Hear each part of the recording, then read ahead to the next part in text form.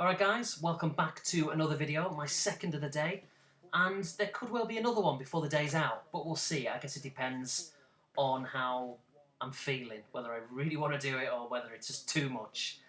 I'll probably do it, but we'll see. So yeah, this is a pickups video, and I've got 5 PlayStation 3, I've got 1 original Xbox, and there are 2 PlayStation 1. All of them, apart from one, are games that I have individually sought over the past two and a half weeks. The only exception being a game which I saw going for $4 including shipping, and I thought that was a bargain, and because I haven't got it, I think I just got a little bit greedy and picked it up. And basically, you know, as I'm sure I've said this before, but I do feel really embarrassed saying this because it is ludicrous. Once you hear it, you'll probably just think, what are you talking about?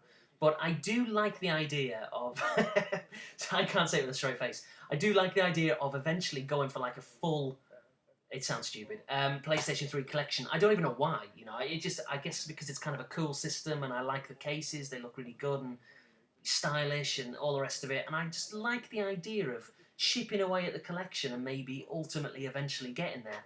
And if I'm going to do that, which I'm kind of in that mindset now anyway, if I am going to do that, you know, I'm going to have to buy the rough with the smooth. You're going to have to buy bad games. You know, as I was saying to Darren Walshock quite recently when we were having a bit of banter about picking up quality of games and stuff, and I said to him, well, you know, if you're going to go for a full collection of anything, then you have to, like I say, pick up the rough with the smooth.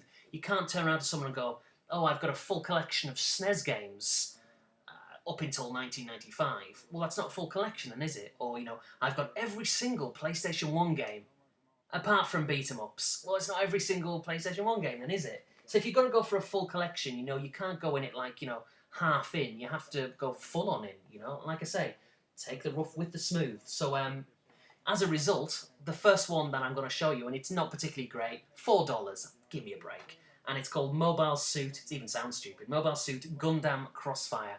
One of those kind of mech warrior, mech assault, whatever the official term is, games. You know, the big robots, kind of very sort of a Japanesey sort of thing. Not my type of game, I've got to be honest, but for $4, and it's another one to the collection, and it's in great condition. Looks like it's got some kind of lightsaber there as well. I'm sure that isn't a lightsaber, but yeah, it looks interesting. But I'm not going to lie, it's not going to be one that I'm going to play anytime soon. But hey, who knows? I might put it on. It might be bloody amazing. I doubt it, but you never know. Next one up, yeah, funnily enough, this is a game as well I'm not really that bothered about, but I did intentionally pick it up, and it was only $5, and again, including shipping, and I thought, again, it's a bargain. I'm very mildly interested in this. I like, or kind of like the series, and it's a Need for Speed game, you know, with games like Hot Pursuit, Most Wanted, what else have they done?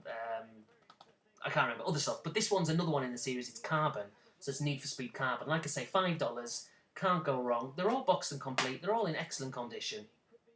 You all know what PlayStation 3 games look like, so that's that one. Now, the last 3 PlayStation 3 games, they're all decent games in their own right. All of them I have played and owned on the 360, but none of them on the PS3.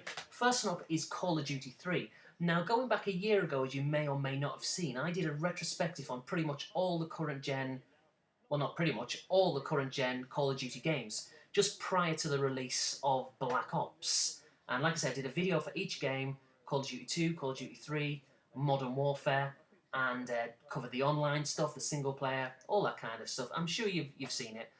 And Call of Duty 3 was the one, oh, and World at War as well, but Call of Duty 3 was the one that I enjoyed the least. That's not to say it's a bad game, it's decent, it does the job, but it's my least favourite in the series. And there's just something about it, I mean, I guess my complaints, I should say, come with really the online aspect. It's not a bad game online, the maps are massive, and I did like that. But there was something about it, and I think the thing which annoyed me about this game, online, like I say, and it's perhaps a silly thing to complain about, but it's when you shot the enemy, and you didn't really feel as if there was an impact. It didn't have that same feel or sound that later, and even earlier games in the Call of Duty franchise had.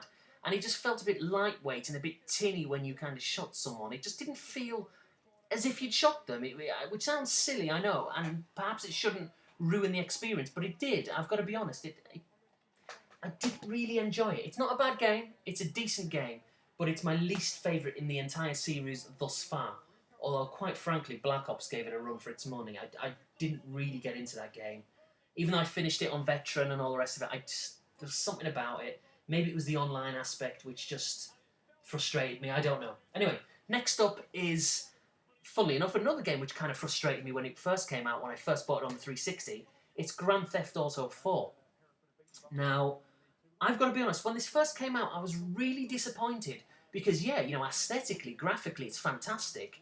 And I'm sure it replicates that, as well as a video game can. That sense of being in a very dense, populated city, with a lot of stuff to do. I'm sure there's lots of mini games in there. I think darts was one that I remember playing.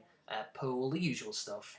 But what disappointed me about Grand Theft Auto 4 was, obviously the graphics were a huge improvement and they look great and all the rest of it, but I didn't find it fun.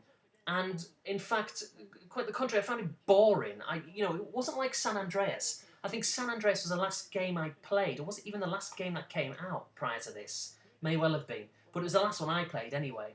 And I just had so much fun with that, just doing stupid jumps and stealing cars, and which you can do in this, of course, but it's not the same.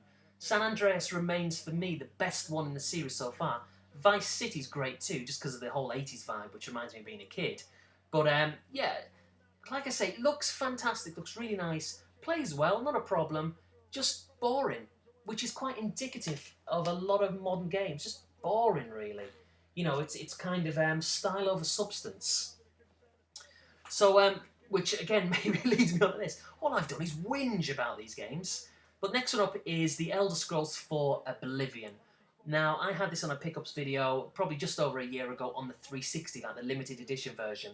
And I've got to be honest, I put it on for around about 15-20 minutes, if that, and I wouldn't walk away from it saying that I didn't like it, because that's silly. It's an RPG. You can't put it on for 20 minutes and say you don't like it, because it's these kind of games you've got to spend time with. You've got to devote hours, days, weeks, months, maybe even years to really appreciate what this is all about. I'm fully aware of that. But, RPGs generally aren't really for me. In theory, they really are. I love the idea of getting absorbed and engrossed into a storyline and building your character and exploring, all these open, wide worlds. I really do like the thought of that in theory. But in practice, I can just never be bothered. And I just always go back to like a Call of Duty or something which has got like kind of instant gratification. And as a result, I've never really been into these kind of games. So like I say, I've spent 20 minutes with it. It clearly isn't enough, and that was the best part of a year ago anyway. So I'm going to give this another chance. I know Skyrim, which I guess is essentially the sequel, is coming out, was it next month? So I am going to get that at some stage. So perhaps, because this is like an old game, which is a silly thing to say, because, we all love retro games, but because it's an older game and a new one's just on the horizon, literally next month, I may not get into this and might pick up Skyrim instead and play that. Or I might play this and Skyrim and have them both going at the same time. I'm not really sure. Or maybe I should basically play this, wait for Skyrim to come all the way down in price, and then pick it up. Maybe that's a sensible solution. So that's that. That's the PS3 pickups that I've made over the past 3 weeks. That's them out of the way. Like I say, there's an original Xbox game and there's 2 PlayStation 1. Let's start with the original Xbox. Now, this is a game, if you like Gears of War, on obviously the current gen system, well, I was going to say systems, it's just Xbox 360. Or is it on PC as well? Who cares? It's on the console for the 360, as we all know. This game here that I'm about to show you is without question, let me show you straight away actually, it's called Kill Switch. Now, this only cost me $3, which is ludicrous. Now, I became aware of this actually a long time ago, maybe the best part of 3, 4, 5 years ago, and someone just made a fleeting reference to it in conversation, an old job that I used to work at, where they said it basically, Gears of War copied it. And I didn't believe them. I thought, well, what do you mean it copied it? How can it? Now, Gears of War had just come out, I think, at the time, 4 or 5 years ago. And I thought, well, how can you have like an old game on the Xbox, which is pushing 10 years old? How on earth can that be similar to Gears of War? And now I see what they mean. It really is. It's got the same kind of cover system, the blind fire as well, which I'm sure is in Gears of War. It must be. But the dive into the left and to the right, jumping forward and backward. And you can clearly see, without question, that the developers, the designers, the whatever, of Gears of War were easily, obviously, influenced by this game, which isn't a bad thing. And this is a really decent game, actually. Well, when was it? 2003. So obviously it's got limitations. It is showing its age graphically, but it's still fun. I was really surprised with how much I liked it. In fact, what I'm going to do is I'm going to do a gameplay of this. I may do it later today, but then that could potentially be 4 videos in a day. So I may do it tomorrow. I might leave it for some time during the week. But I'm going to do one soon.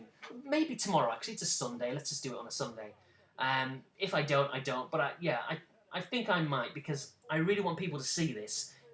You know, who knows? You might already be aware of it. Everybody may be, and I was just late to the party. But it was a game which I've just tried for myself. Like I said, I was first aware of it 4 or 5 years ago. But yeah, it's really good. It's somewhat basic to a degree, being an original Xbox game. But I was surprised with how much fun I had with it. And like I say, it is essentially Gears of War from, what, 8, 9 years ago, whatever it was. Or 7, 8 years ago. Whenever it came out, I can't remember. Even though I just read it out a few minutes ago. 2002, 2003? Anyway, so last but not least are 2 PlayStation 1 games. Now, both of these, including shipping, were $5. And which is an absolute bargain, because it must have been like $4 to send it, or $3, $4. So I'm really pleased to get them. Curiously, they're both in the long box version, but variants of a long box, and I'll show you what I mean. The first one up is an absolute classic, a personal favourite of mine. I wouldn't say it's my favourite PlayStation 1 game, but I'd say it would make the top 10 every time of my favourite personal PlayStation 1 games, and that is Ridge Racer. Now, the amount of stories and memories that I've got, or that I have, I should say, regarding this game, just playing it on the arcades with my friends when we should have been studying, and clearly we preferred to be wasting money on this. At £1 a go as well, it was expensive. But it was just absolutely fantastic, and then when I finally bought it for the PlayStation 1, pretty much the day it came out, really, it was a faithful conversion as far as I was concerned, and it was just brilliant, a great, great game. But as you can see, this is like kind of a long box edition. It's essentially, if you take kind of 2 CD cases, that's what it is. This kind of rim here to the side is just like what you'd get on an audio CD.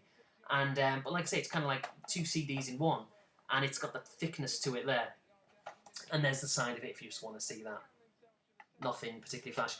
And just inside, it's just got the instructions and the CD. Again, nothing flash, nothing out of the ordinary. The instructions, I've got to be honest, are really thin. Not that you really need any in-depth instructions on what to do, but really thin. I know in black and white, which was a little bit disappointing. I thought it might be colour. But I can't help thinking that these cases are a little bit too much. They are quite big, but I do quite like them. They're unusual. And funnily enough, like I say, the next one I've got is, again on the PS1, it's Wipeout, the original one. And this is a variant on the big, long case, because this is like a fold-out one, as you can see, like a fold-out cardboard-style case. And again, you just get your instructions there. And obviously you get this little, I say obviously, it's not obvious at all, is it? You get this little sponge thing, I guess, to keep, I don't know what it's for. What does it do? Stop the CD falling out, maybe? I don't know. I guess that's what it's for. But yeah, the original Wipeout game. Now, I've got to be honest, I am rubbish at Wipeout games. Really bad, and I always have been. I just can't control the bloody ship. And it's always been like that from the very first day that I played it, to even including now. You know, I've got the PlayStation 3, is it Wipeout HD, is that what it's called? I downloaded it, and I'm just rubbish at it. Just banging into the sides left and right constantly. I don't know how people play it. But it looks good, and I really want to get into it, but yeah, going all the way back, when was this, 96, 97?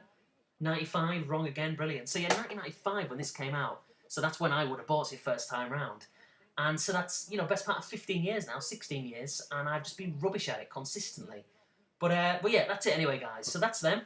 We show it a side-on view, and then kill switch, as if you really need to see that.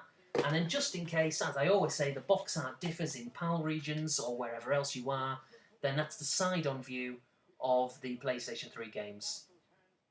So that's it. That's my pickups that I've made over the past couple of weeks. I may or may not be back sometime today with a tag response video.